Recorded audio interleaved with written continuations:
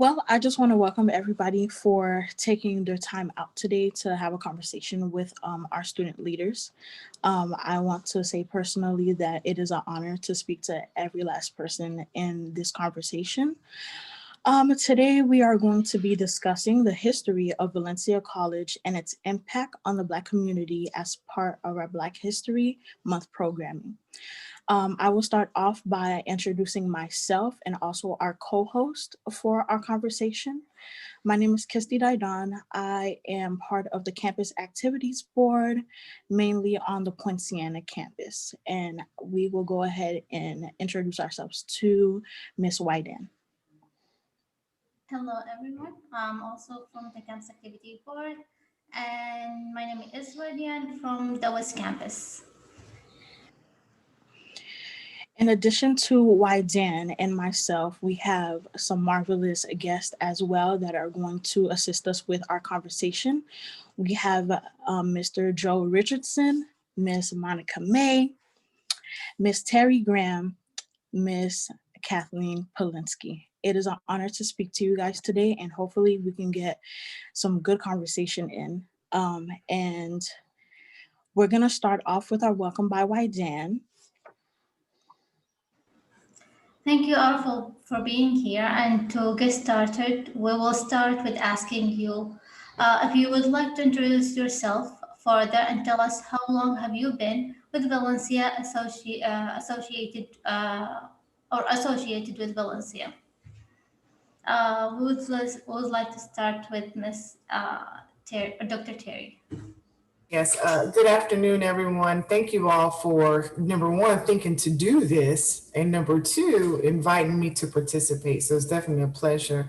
I've been in education probably about 27, 28 years now, but I have been here at Valencia for about 4.5. Started off as Executive Dean over at our Winter Park campus, and I am currently serving as the interim campus president for our West and Downtown campuses. So my name is Monica May, and as a community member, I have been a part of the Black Advisory Committee, not quite 10 years, maybe about 8 years, and just introduced to it by Dr. Stan Stone, formerly with Valencia in human resources, and he did so many things with the community. And I am the current chair of the BAC. And then I'm Joe Richardson, and I have been with the college now. This is my 21st month, if you can believe that. And I am honored to serve as the Vice President of Student Affairs. And for those that may not be aware of the full scope of the responsibility of Student Affairs Division, so it includes everything from admissions to orientation, registration, financial aid, student records, advising, testing and assessment, counseling, student recruitment, enrollment management, veteran affairs, student employment, student development, services to students with disabilities, and student conduct. Glad to be here. And my name is Kathleen Plinsky. I have been at Valencia for just over 10 years. And one of the highlights of working at Valencia is having the opportunity to work with our amazing students, and just want to thank our student leaders for organizing this conversation and for inviting us to participate. I've served as the campus president for the Osceola, Lake Nona, and Poinciana campuses, as well as the executive vice president and provost for the college. And I'm also honored to say that I've been selected to serve as Valencia College's 5th president, and look forward to starting in that new role in July. Thank you, everybody, for your beautiful answers. It seems like everybody has been here for a while, serving not only our community, but also our schools. So the next question is going to be, what drove you to higher education? We can start off with Ms. Monica, if that's okay. No, that's fine. For me, what drove me is, you're not going to believe this, but I'm from New York City, the projects, and higher education wasn't even a conversation growing up. In the 60s and 70s, you were expected to get your high school diploma and go to work. In my family, that was it. and it wasn't discussed. I never took an SAT, an ACT, never even thought about college, but I always knew what I wanted to do. And I had a long talk with myself and figured that the only way I could do it was if I went to college. And believe it or not, I called a school, an HBCU, that my cousin was attending and spoke to admissions. And from New York City, on the 9th floor of the Douglas Projects, talked my way into college. When I got there, I brought a lot of bad habits with me, and I quickly had to make some changes.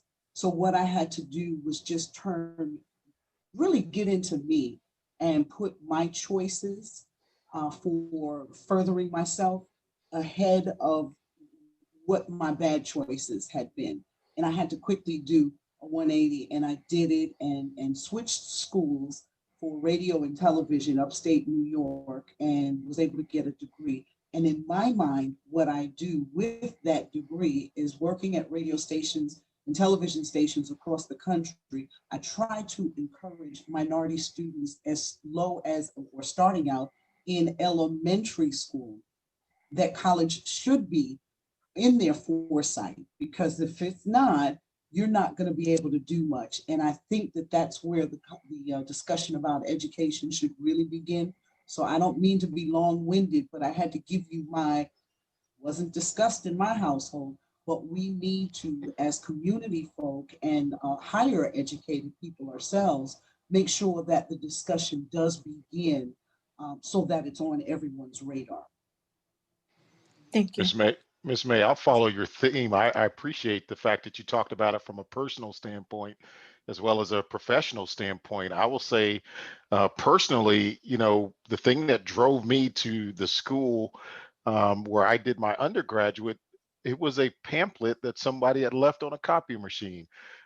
Very similar background, except from the Chicago side there. But yeah, it was a pamphlet that someone left on a copy machine, you know, that talked about this institution, this college, this organization. And I had just never really fancied myself going to a school like that. And so that's why I'm so appreciative of our folks that work in our marketing department, our transitions, our recruitment, you know, public relations, any of those organizations and those teams that have to deal with getting the word out.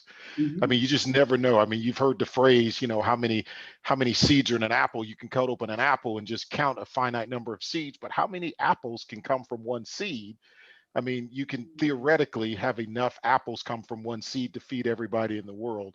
And so when those words go out there, those marketing and advertising words, you just never know where it's going to end up. I was in the Upper Peninsula of Michigan, and the pamphlet was for a college that was in Colorado. And so somehow it had gotten from Colorado to the Upper Peninsula of Michigan. And that was the thing that kind of pushed me in the direction of higher education for myself. As a professional, you know, as I went through my educational journey, I began to view education as this platform that can help people improve their lot in life, and not just for the present, but for generations to come. So higher education has been instrumental for me in helping me to create a great life for my family. And I just want to be a part of helping other people do the same things for themselves and for their families as well.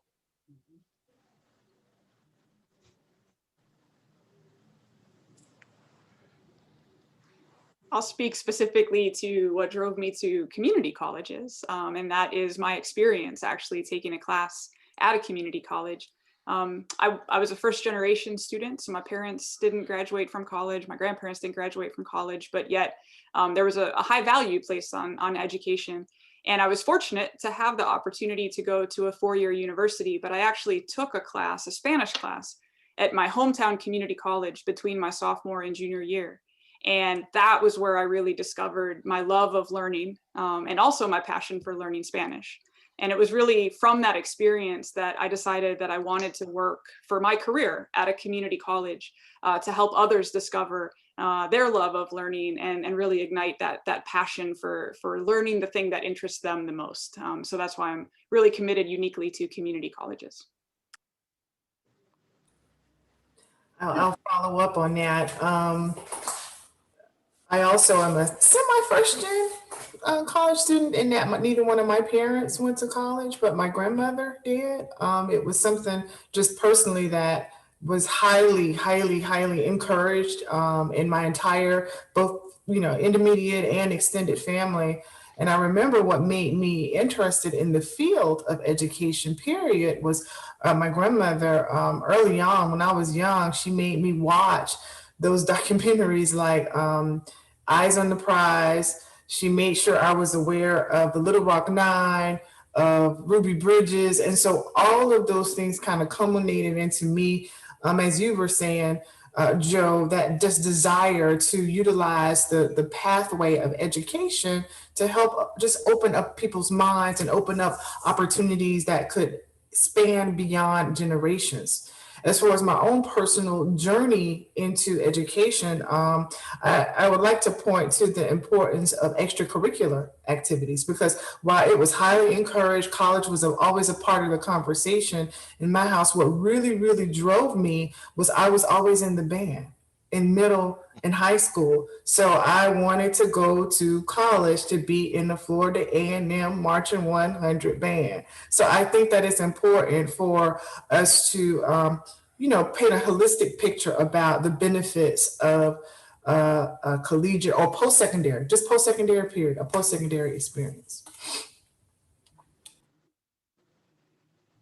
Thank you all for your amazing answers, and it's really amazing to hear all type of reasons for you, what drove you to this education background. So our next question is, how has Valencia addressed issues facing the Black community, such as access, reputation, or pathways to success? And we will start with Sergio. All right, thank you. I love that question. Uh, you know, from the time that I got here about 20 months ago, one of the things that really impressed me about the college is the willingness and the courage to do what I like to call hold the mirror up to your face and actually see how you look as far as reaching the Black community, access, retention, pathways to success. See the truth about how we're doing as far as creating those conditions that allow our African American students to succeed. And one of the ways I've seen the college do this is by disaggregating data. And that's just a fancy way of saying we split the data apart. We don't look at it as cumulative data, but we look at it and we say, let's look specifically at our African American students and see how they're doing. And here's the kicker though, not so we can determine what's wrong with them, but so that we can determine what's wrong with us. If they are not succeeding, what's our problem? Hold the mirror up to our face. What's our problem, and what do we need to do to create the conditions that will allow them to be able to succeed? We've done a lot. We direct our teams to look at the policies and practices and procedures that we're going through that we have at the college, and let's look at them through an equity lens, and let's have the courage to figure out, hey, where do we need to change? Where do we need to do better? Let's hold the mirror up to our face. The college uses the power of inquiry. We're not afraid to ask those tough questions, and so when we see the outcomes are a certain way, why are they that way? And what do we need to do to help to lead change as far as that's concerned? And then the last thing I'll mention is that we've chosen to call out equity, racial equity, in our strategic impact plan, not only as a separate item, but also something that needs to be integrated into every aspect of our work. And it takes courage to do that. And this college has shown the willingness to do so.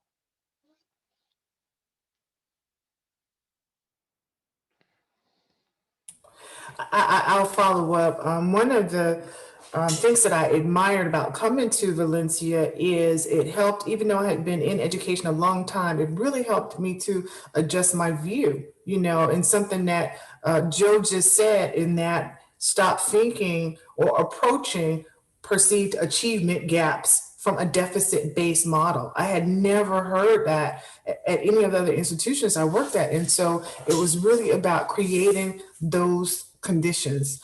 And if we wanted to go all the way back, Valencia was founded as a result of the civil rights movement, and to address the educational needs of the African American community. And so we've continued to build that and build those relationships.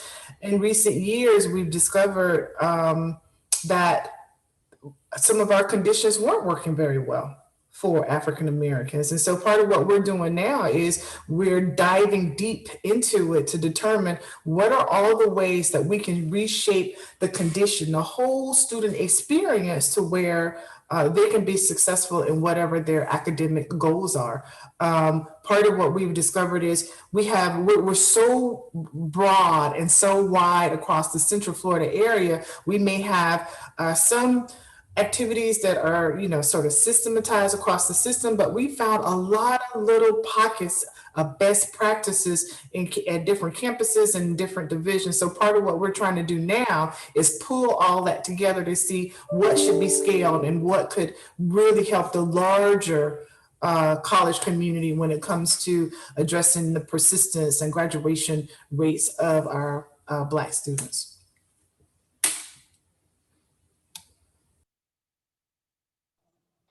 Before Dr. Plinsky gets in there, I wanted to speak from a community perspective.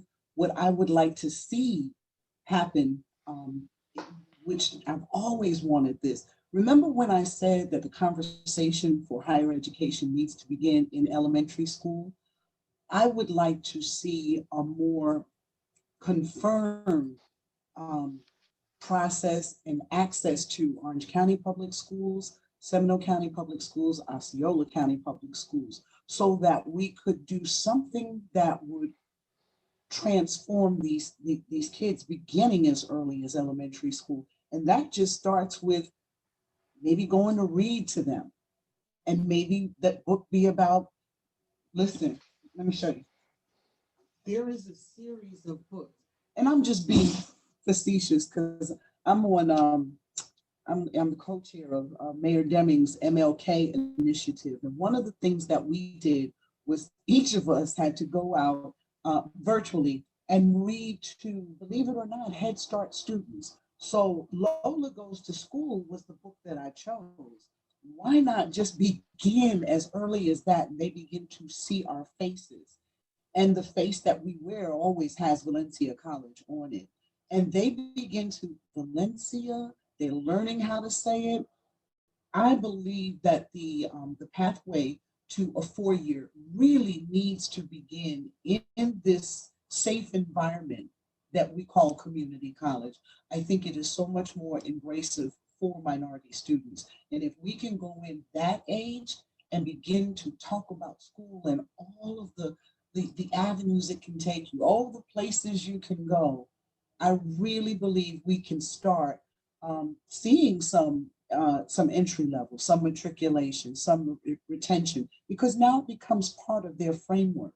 I also think we need to start going back to our community churches and once a quarter just worshiping with them, but leaving those pamphlets behind. So I just think our connectivity needs to be a little bit more impressive, and it needs to be more holistic. That's what I believe. I love that, Monica.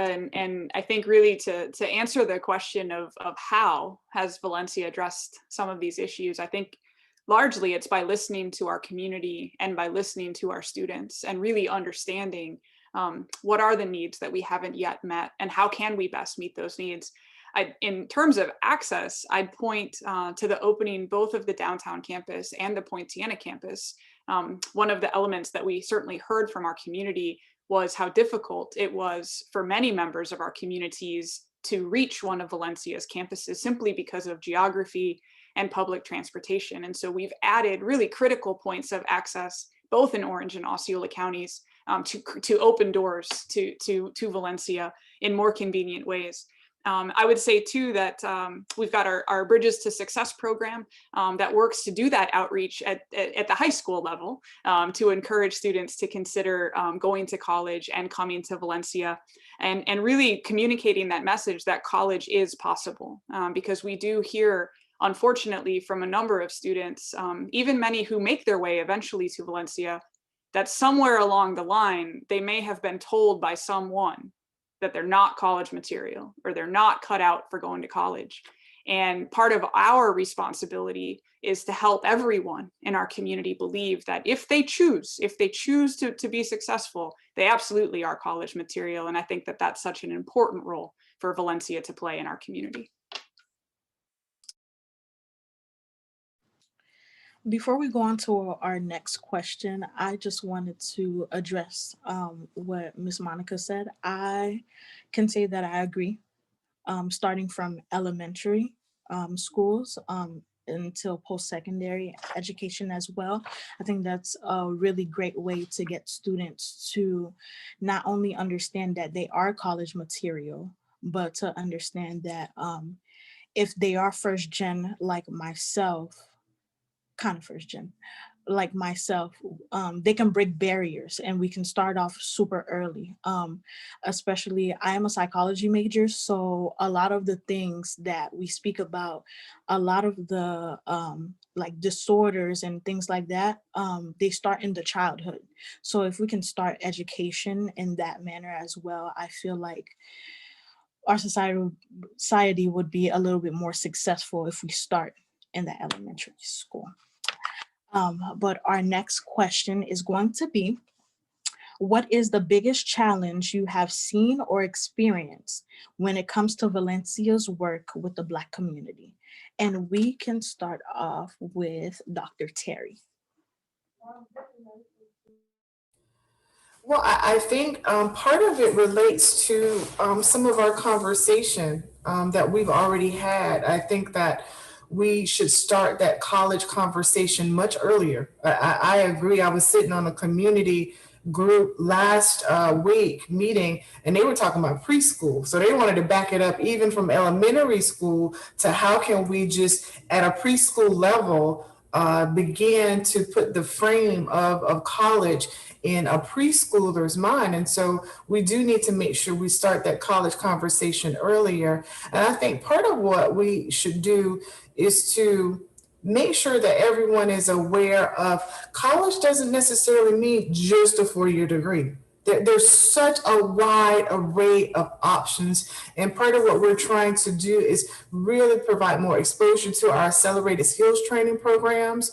And again, we're not just pumping a bunch of people into low wage jobs. Part of what we do is we select high skill, high wage industries, and we have outstanding partnerships with different businesses and industries in the Central Florida area. So I think that we need to start the college conversation earlier. We need to make sure folks are exposed to all of the different types of fields that you can go into. Even healthcare is wide open, but a lot of times you only know nurse. So everybody tries that nursing pathway when there's so many other pathways in the healthcare industry. So I think that's important. And I think that it has to be something that Monica mentioned earlier. It has to be a community effort. So we have to do more. The Black church has always been a pivotal point of information sharing, communication, and gathering. And so I do think that we have to do more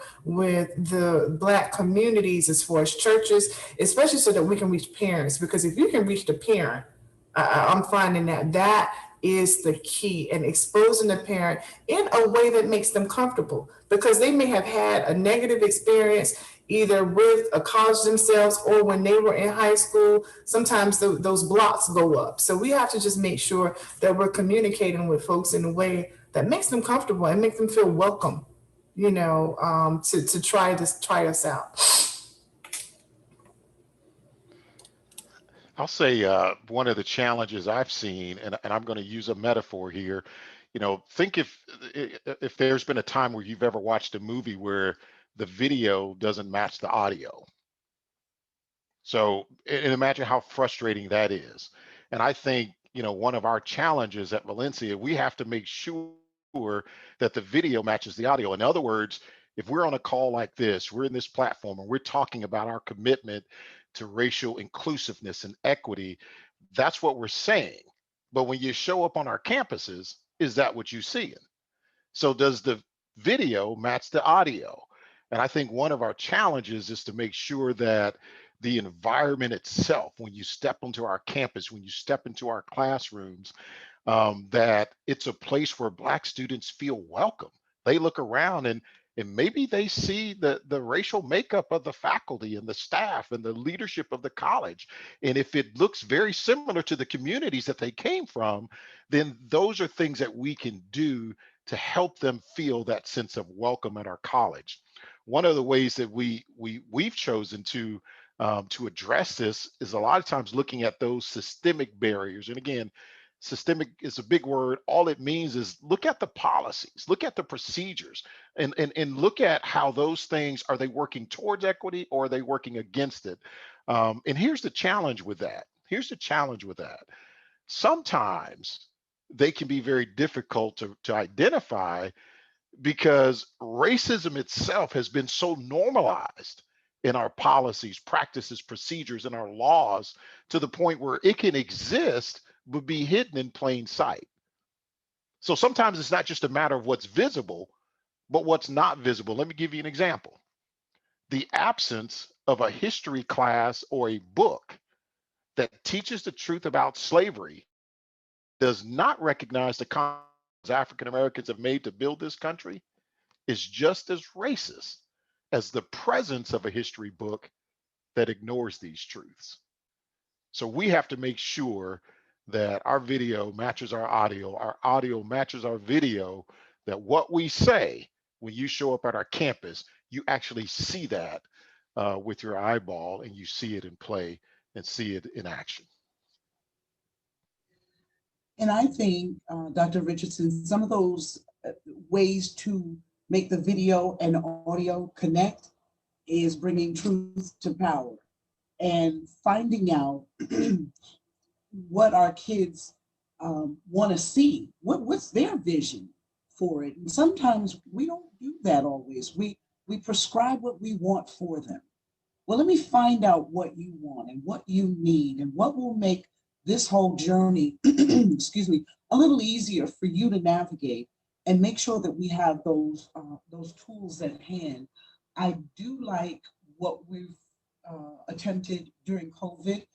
Dr. Plinsky was explaining to the BAC, the Black Advisory Committee, the efforts that we've made in terms of, increasing bandwidth, increasing, making sure the tech support was available. There are so many obstacles that African Americans deal with on a daily basis that sometimes we don't even realize that the struggle is real because we're so used to the struggle. So if we can not normalize, we can just let them know we're here for you. This is what we, and then share those expectations though too, and stick to them. Maybe enhance what Bridges to Success is doing. Make sure that they're on the same page. There should be somebody from their group on this call too. Making sure that every organization of color, or for, since we're talking about African Americans, that is available to these students is always on display. We should each be able to intermingle, and when they come on campus, be there to greet them. The other thing in this, and I'll shut up, is in our marketing, make sure, and I think Valencia does as good job as any, but we can always do better. Make sure that our marketing, our collateral material shows us in prominence. And when they come, it's good to see it on a brochure, but I need to see that brochure on display on the walkways. I need to see it to make sure that I'm reminded that I am supposed to be here. That's it. As we've been looking at how well Valencia has been serving our students, and particularly our Black students, I'll go back to comments that Dr. Joe made a little bit earlier about disaggregating our data. So looking at student success by race and ethnicity. And it's important for us, I think, to understand how well we are serving our students. But I'm really challenged sometimes with displaying those data because I'm afraid that somehow the data will reinforce stereotypes about our students and about their success.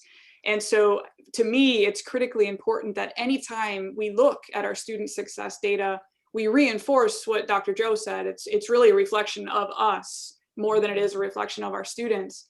And also that we emphasize our big idea that anyone can learn anything under the right conditions. And what that means is if our students, any particular group of students, haven't yet been successful at Valencia, that means that we have not yet created the conditions necessary for their success.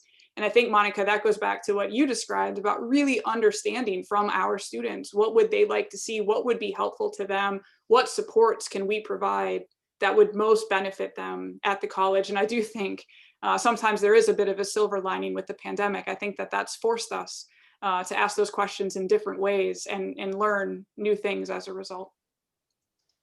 May I add just one more thing, and I promise I'll be out of the way.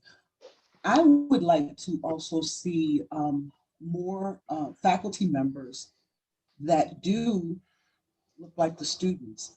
And I think in all parts that we serve, all of the Osceola, Seminole, and here that we serve, there's enough of a pool there that we could begin pulling in, recruiting, making sure that they're up to par too. Those teachers that were not teachers, professors that we want to bring in. And then what's the trajectory for them? So I think that that's another way to open up the playing field, is that we are pulling in from our community people who look like the students we want to recruit and retain and graduate.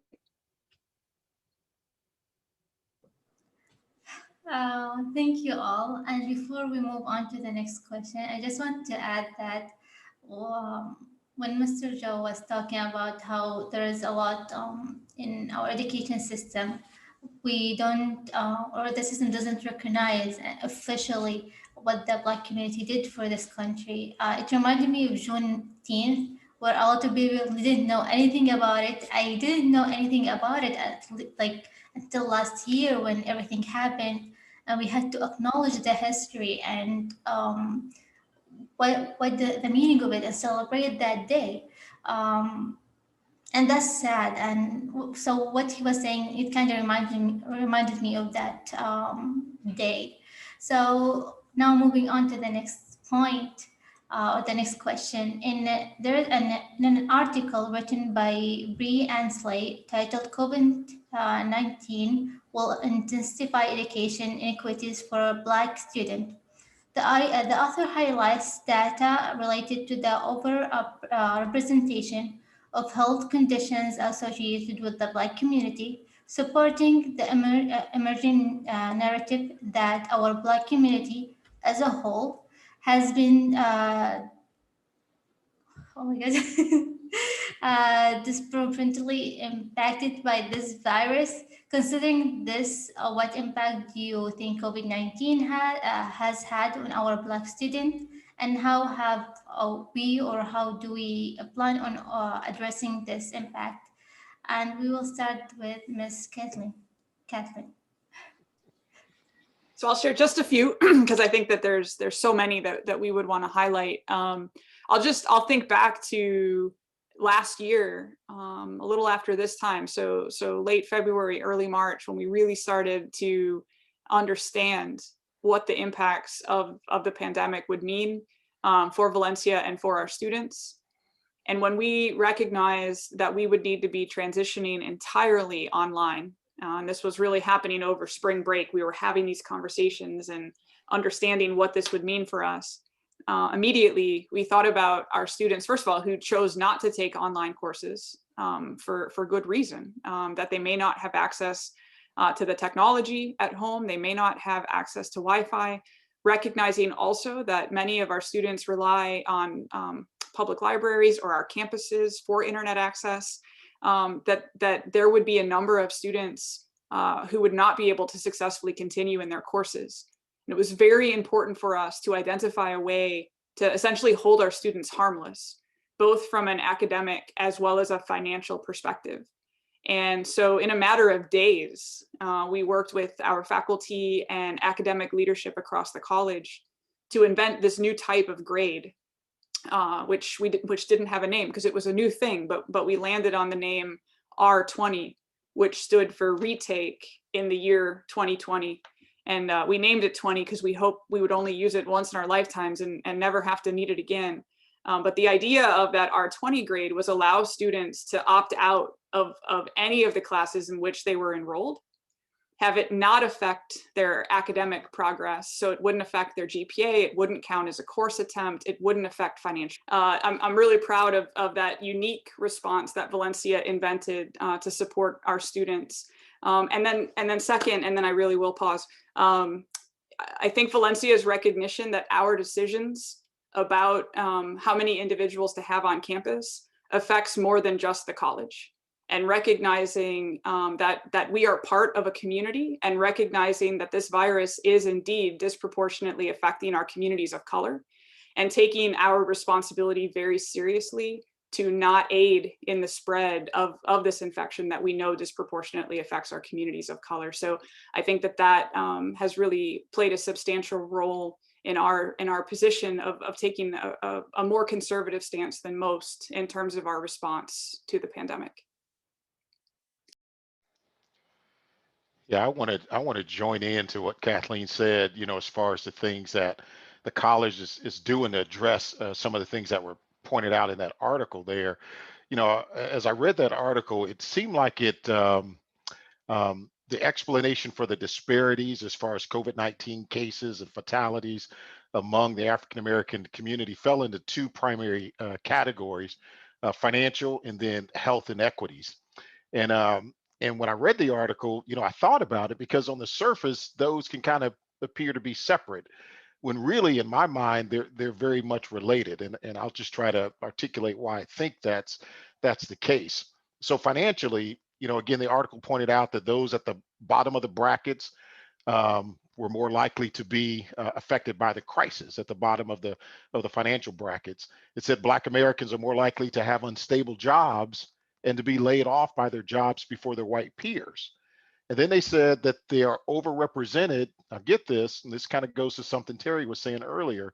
They are overrepresented in low-paying jobs and also more likely to be uninsured, which leads to their inability to afford the co-pays, testing, and treatment. And so that's why I say the financial piece and the health piece, they're related. And I love the fact that Valencia's accelerated training programs, that those things are being promoted in our African American communities.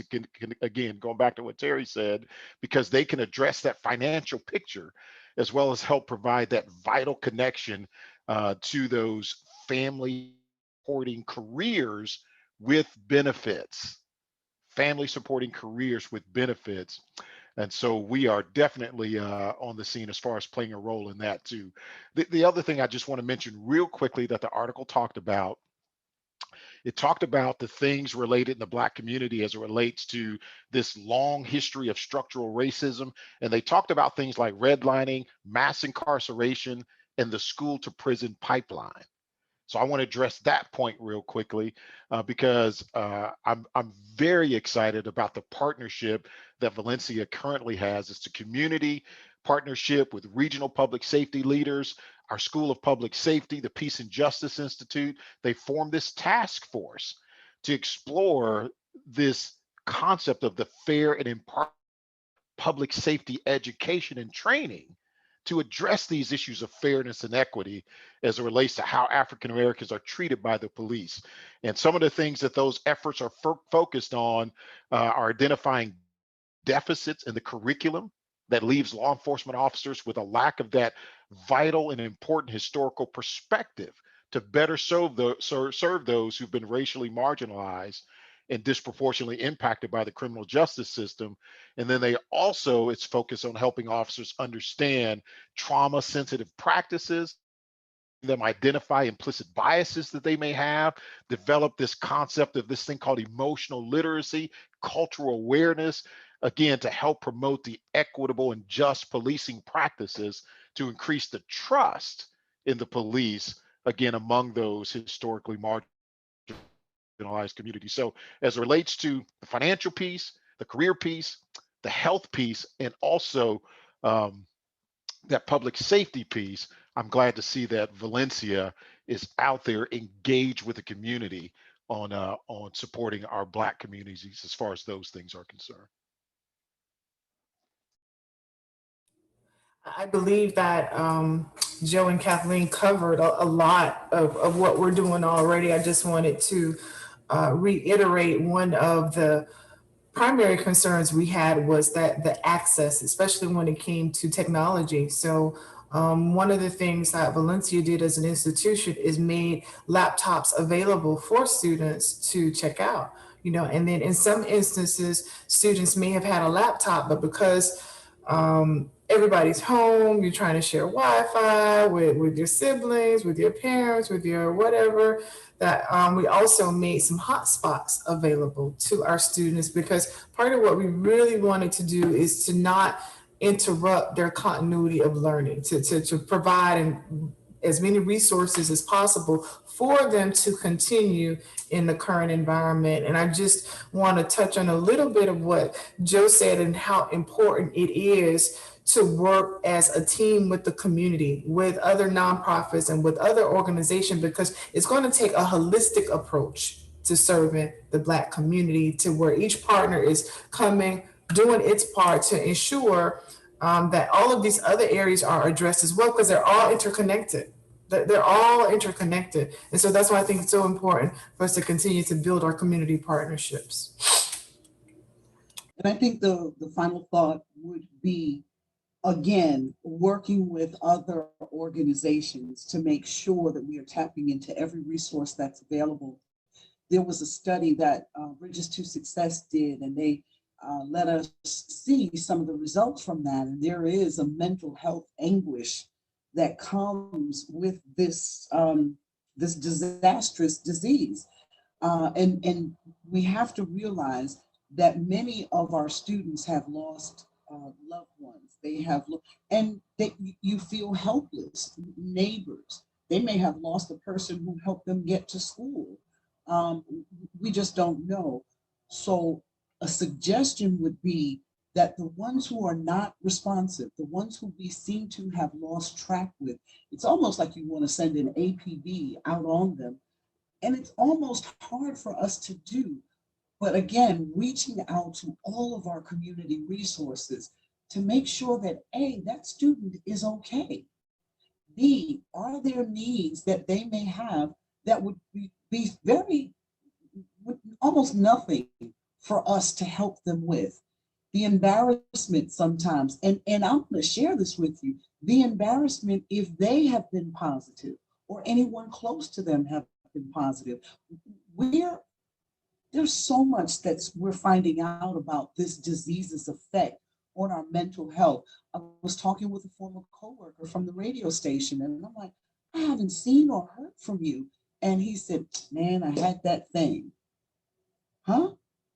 He said, and I was ashamed. I didn't want to tell anybody. I didn't want to. So I just hunkered in. But in hunkering in, he's got 2 kids in college that, you know, he had lost contact with.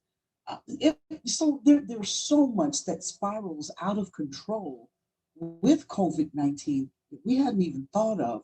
But from Black person's perspective, in terms of us not trusting systems already in place, I think we may have to step up our game a little bit in trying to get into the culture and see if there are ways to connect them even more, so that when this is over, and it will be over, that we'll be able to continue, and that grace that was afforded with R20 may not still be available, but we'll find something else.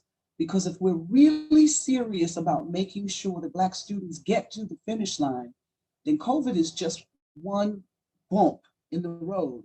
There may be others, but that we're connecting and making sure that we, you know, keep our kids on point and really look at them holistically and really be true to that.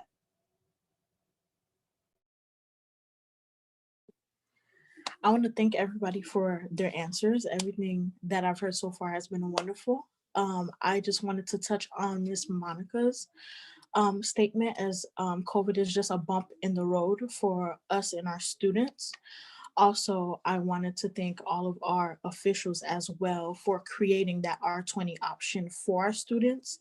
And it was super quick. Like Dr. Polinsky said, we were in the midst of spring break. Us as students, from a student perspective, I was enjoying my sweet time, spring break, and I came back, online classes for me. Um, for myself, it wasn't a hard transition, but as student leaders, we do speak directly to our students, especially through social media. Instagram is primary. A lot of students did take the R20 route. And then a lot of students didn't enroll for the next semester because they knew that online classes was the only option that they had. And not everybody can learn on that same wavelength. Myself, I'm graduating soon, so I was like, I gotta buckle down and get it together. But not all students are like that. So hopefully we can see a change, and hopefully we're gonna get over that bump. Our next topic is near and dear to my heart. Dr. Belinsky knows this. The Poinciana campus. The Poinciana campus has been a pivotal. I don't know what to really say about it. It's just, in the beginning, I said I had a non-traditional educational journey. So just for a little backstory, um, I graduated high school in 2016. I graduated from Haines City High School, which is in Polk County. Um, and then I enrolled in Valencia for fall of 2017. My first day of school, I got there and all of my classes were not there. So I went to school thinking, I was going to take my 4 classes, and because of financial aid and my mom and I have different last names and all of that crazy stuff, I was not able to meet the deadlines for fall of 2017. Um, After that, I did take a non-voluntary break from school. So I deferred for a year basically. So at that point, Poinciana campus was not built yet. I'm pretty sure there was talk and works of the Poinciana campus, but obviously me as a student, I didn't know. So I took the year off, and a little pamphlet came in the mail 2018, and my mom was like, hey, they are starting a campus in Poinciana. You need to go sign up for some classes. I said, yes, ma'am, I am going. So I went ahead, I signed up for classes, made sure financial aid, everything was good before the first day of school. And I can say with all sincerity, Poinciana campus has changed my life for the better, forever. In high school, I wasn't really involved into community service or anything like that. Um, Only in church, I was helping the little kids in church. But Poinciana campus gave me the opportunity to be able to get involved. That's the phrase, get involved. So first couple weeks we learned about student development. I just wanted to start a club. I wanted to start a psychology-based club, and then I ended up being vice president of SJ for 2 years. I can say that that was the biggest learning experience of my life. I've traveled, I've met so many lifetime long friends, and now I'm serving as CAB as well.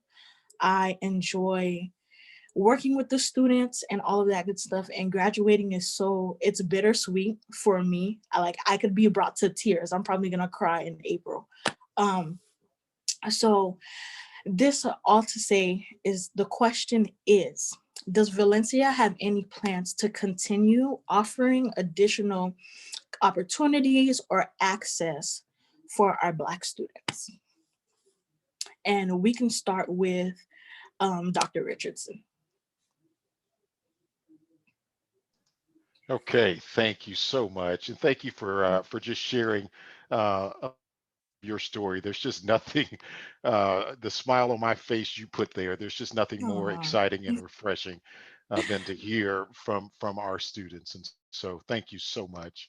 I want to address this question kind of in a strategic place. Now, some of the other panelists may address it a little bit more at the tactical level, but I want to address it from this standpoint because I think this is important. So the question is, do we have plans to continue growing and offering additional opportunities in access to students? So I want you to imagine, again, I'm going to evoke a metaphor. Let's just imagine that you have this house and it's got an unstable foundation, and every time the foundation shifts, something in the house breaks, and so you run around and you're repairing walls and roofs and ceilings and just different aspects of the house every time the foundation shift. What's the best thing to do? Is the best thing to do to keep running around the house and repairing the different aspects of the house that's breaking because of the shifting foundation, or to fix the foundation? That's how you want to fix the foundation. And so I want to address this question by saying that what Valencia is doing, they're getting to the point where we are developing ways to embed equity and inclusion into the very operational documents that govern the college, like our strategic and institutional plan. We're working towards helping and equity practices to replace the racist practices, to the point where equity replaces racism as the systemic foundation of who we are as a college and how we operate. And I love the fact that we're attacking the racial equity and the racial inclusion issue at the very foundational level. At our practices, our policies, our procedure, we're embedding that into the very foundational document that govern how the college operates. And I think that's a wonderful thing to do, and a way to address that issue for our Black students.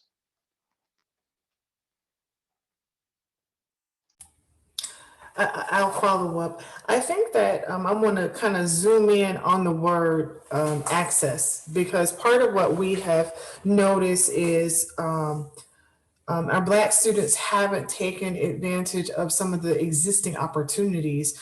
For example, dual enrollment. When you look at a lot of the high schools that are largely minority high schools, you see a lower participation rate in dual enrollment. And so part of what we want to do is, really work with those high schools to see how can we increase participation in dual enrollment. How can we work with those feeder middle schools so that students can start getting ready for dual enrollment as early as middle school? So I want to focus on just the access. And then when you think about some of our program, again, we talked about the accelerated skills training programs over and over again, but we also have some really good 2-year programs that, again, you don't see a heavy minority participation in: paramedic, dental hygiene, engineering technology. And so there's so many other fields that I would like to see more Black students participate in. And so part of what we're doing is we're looking at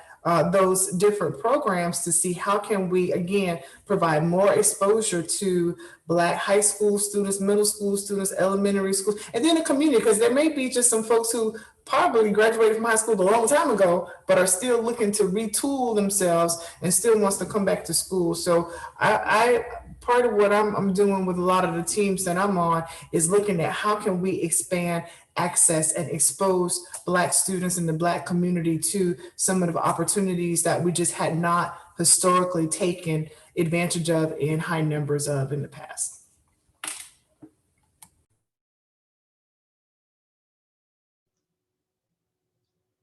Wow.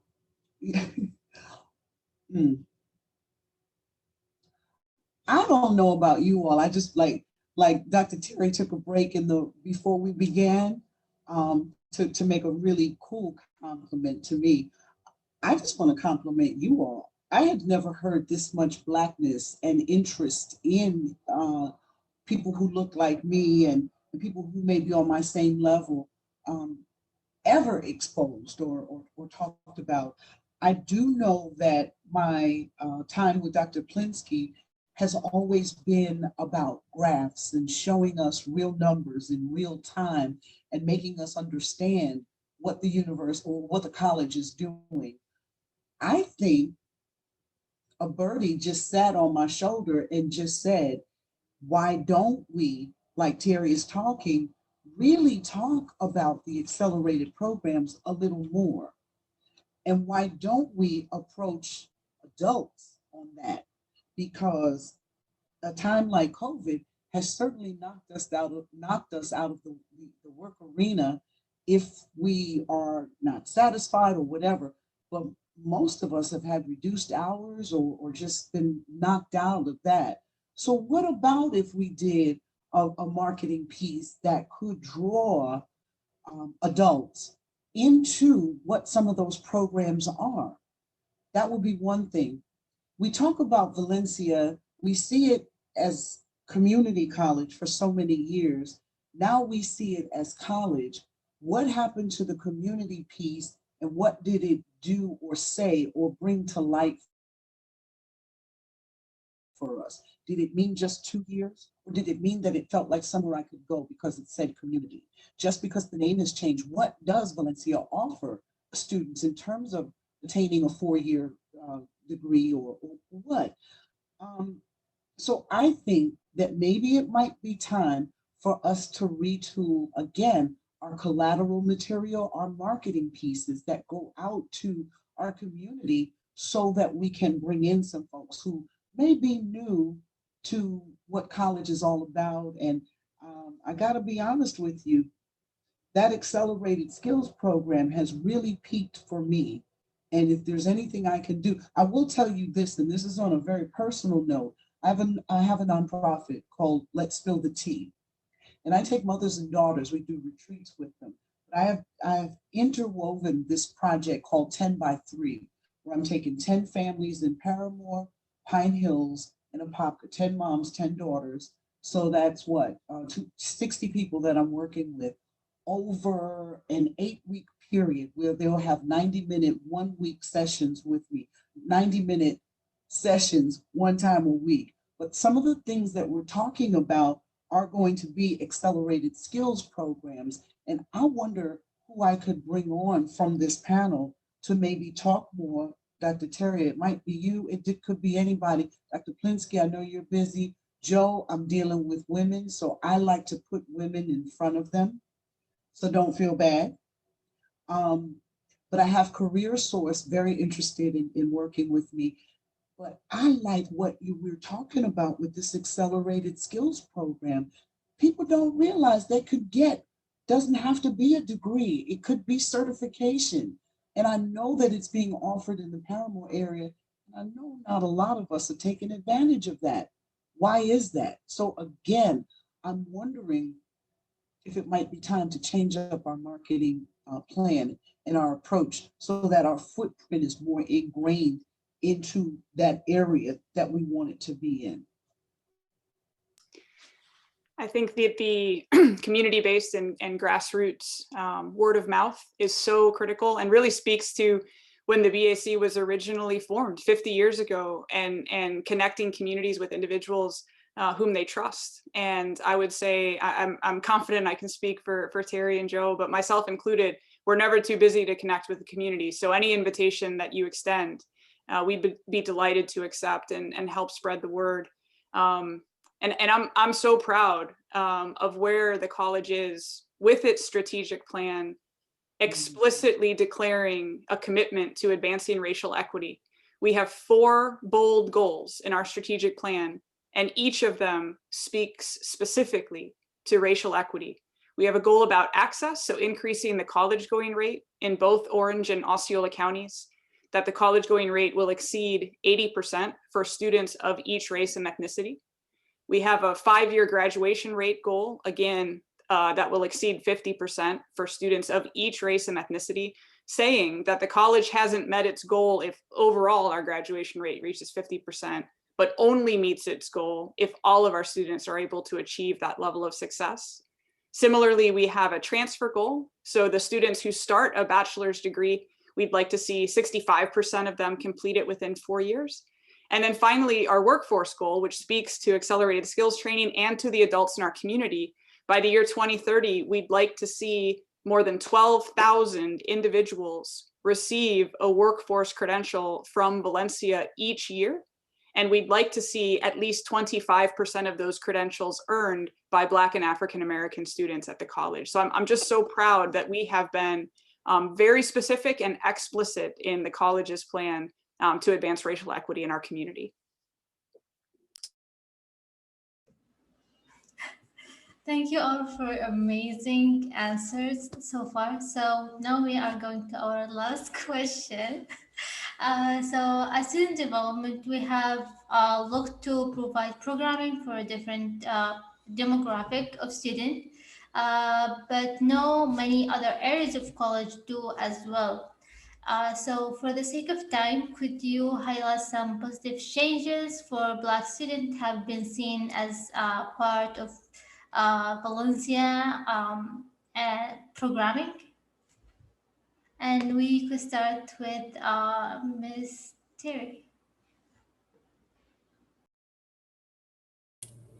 Well, I think that part of what we're doing, other than some of the other initiatives that we've talked about and some of the other questions, is looking to engage and involve Black students more in a lot of the planning and processes. I know part of what we did last summer was Dr. Plinsky had numerous student forums where students can just come on and talk about what was happening, how are they feeling, what's going on. And as we form these different teams and committees and initiatives, part of one of the consistent messages that we want to have is that students should participate. So that's what I'm excited about, because a lot of times we want to know, I believe it was Monica or Joe who said it earlier, if we want to know what students need, we have to talk to them instead of just sort of doing our parent thing and prescribing it for them. So I'm excited that more and more students are going to be engaged in various ways, be it forums, be it surveys, be it focus groups,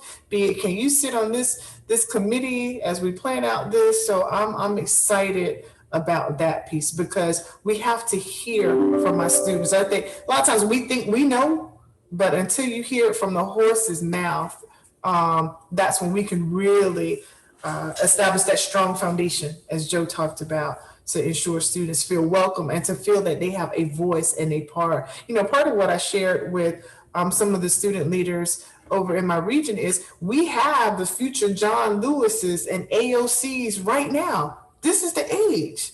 And so what an exciting time for us to feel like we are a part of their growth and development, especially when we have student leaders like in CAB and SGA. So I'm just excited to see more and more minority students participate in those opportunities.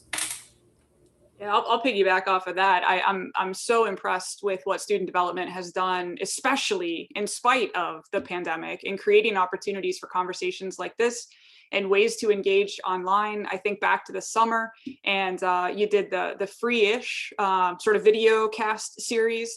And I think creating opportunities for our students to emerge as leaders for social justice and develop their own fluency with engaging in these types of conversations. I think talking about race and racism for many of our students can feel uncomfortable at first, but having the opportunities to engage and have these very meaningful and powerful conversations is so important. And I'm just so thrilled that our student development team has been creating those opportunities for our students.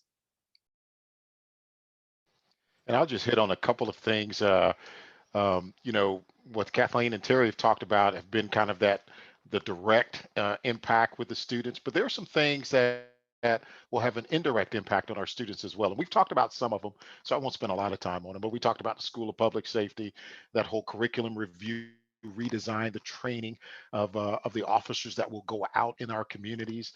You know, that certainly will have an impact indirectly. But even with our own Valencia safety and security training, you know, just looking at that and developing some comprehensive plans in that area to include diversity. with our own safety and security team. That certainly has an impact on our students. A commitment to equity in the leadership structure of our own safety and security team. Indirectly, that has an impact on our students as well. Even our organizational development, human resources. I mean, you think, okay, what does HR have to do with students? Well, you know what? They're actually bringing together a diverse design team to review and redesign our policies and practices as it relates to recruiting and hiring and onboarding and promoting folks and employees at every level. So that certainly has an impact on students. And then the last thing I'll mention is that, I know we are in conversation and discussion about a leadership position as part of the college that deals with equity and opportunity. And so that will also have an impact on our students as well.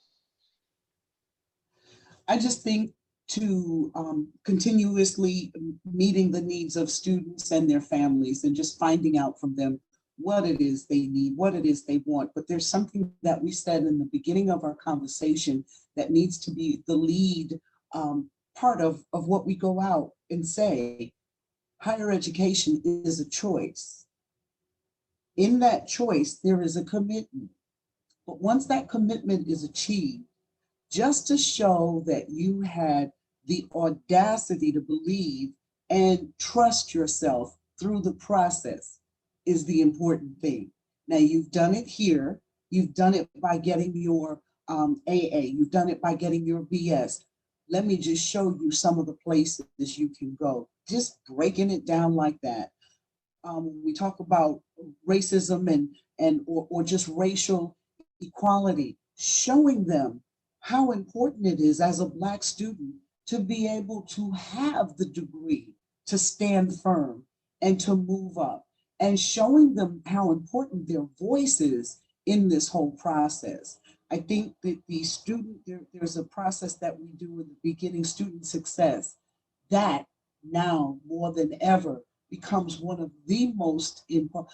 In fact, if ever I don't have a master's, but if ever I was going to teach I would want to be a professor in that arena, because student success really starts with being proud of who you are, using your voice, feeling that you're important enough, learning how to stand strong, learning how to develop a thicker skin, but also understanding that the division comes from what your ancestors stood on. So you better make sure that your stance is strong enough and that your power is received as well as perceived, and just showing them what racial equality looks like, and that it's not always angry. That is a part of it, but it is about making sure you have an everlasting impact on wherever you touch and wherever you stand. And that comes with understanding the power of yourself. That's it. Sorry, I end with that's it. I got to work on that. I was thinking mic drop. Yeah, I was thinking that was a great ending. Yeah. Absolutely. Fantastic. I was thinking, I'm going on pretty long here. No, Let me great. stop. It was fabulous. It was fabulous. Amazing. Okay. So thank you all for your time and your answers. It was a pleasure speaking with and learning from you all today. This concludes our conversation. For everyone watching, be sure to follow and check out our student development social media accounts for more Black History Month programming through the month of February, and have a great day.